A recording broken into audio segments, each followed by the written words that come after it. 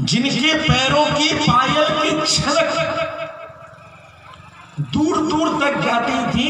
जब वे ब्रजमंडल के रासमंडल की ओर प्रवेश करने लगी, उन्होंने अपने पैर के नुपुरों से कह दिया, आज ना बचो,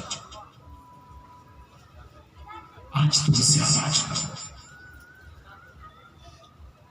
उन पैर के नुपुरों ने कह दिया, उस पायल ने, उस घुंघरू ने पूछ लिया, क्यों कहती हो ऐसा? मैं बचती हूं तो तुम्हारी प्रशंसा होती, मैं बचती हूं तो तुम इतराती हो, उछलाती हो, और आज कहती हो आज मत बचना। उस गोपी ने अपने घुंघरू से कहा, ना ना, आज तुम्हारे ऊपर मैं नहीं खिलाऊंगी, मैं कृष्ण की बंसी सुनने जा रहा हूं। आज यदि तुम बच गए तो कृष्ण कहीं अपनी बंशी में रोक देंगे, हमें डर है। इसलिए हे घुंघरू, तुम रुक जाओ, तुम आवाज मत निकालो। मैं कोशिश करूंगी धीरे धीरे चलने की, लेकिन तुम आवाज मत दे। कर्ण प्रविवर में लटके हुए, कर्ण छिद्रों में लटके हुए, उन झुमकों को पहनी हुई गोपी ने उस झुमके में लगी हुई लड़ियों से कहा,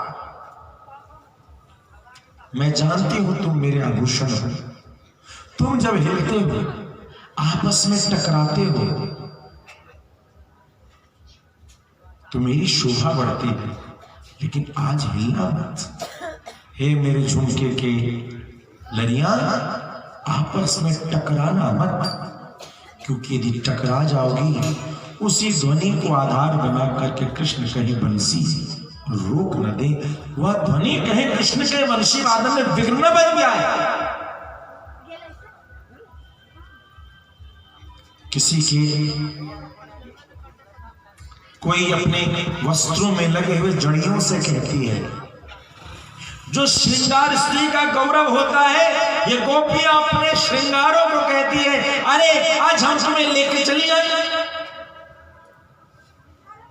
कहीं तुम्हारे कारण कृष्ण के वंशी वादन में विघ्न न हो जाए। इसलिए संभल के रहना, प्रशांत अवस्था है, मात्र एक ही ध्वनि दूर दूर तक, कृष्ण की वंशी, कृष्ण की वंशी, कृष्ण की वंशी।